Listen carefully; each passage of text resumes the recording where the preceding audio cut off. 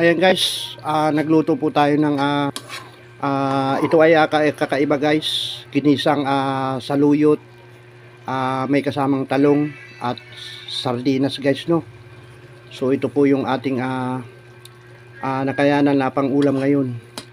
Ang ating pong sardinas guys ay ito guys, oh, yung Saba sardines.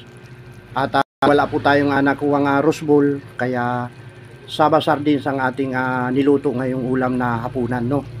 So ayan guys, at kumukulo na.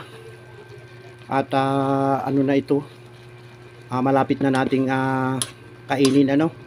Ayan guys, oh, kita nyo, sarap niyan guys. Ito ay imbento nating ulam na ano, panibagong putahe ito guys, no. Ito yung recipe ni Dom Vlog, no. Ayan guys, no. Ayan po, at kain na tayo pamaya-maya. Ayan. So ayan, at maraming salamat po sa ating mga manunood at manood pa. Sa mga hindi pa nakapag-subscribe, ayan, at subscribe naman kayo guys sa aking YouTube channel.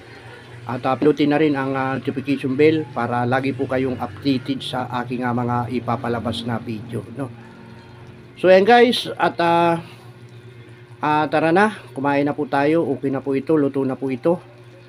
Ayan, ang gulay na saluyot with talong at with sardinas na Saba.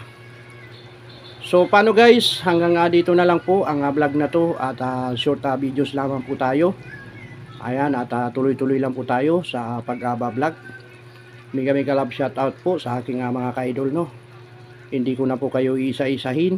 At ayan, bye-bye na po, bye-bye na. Ayan.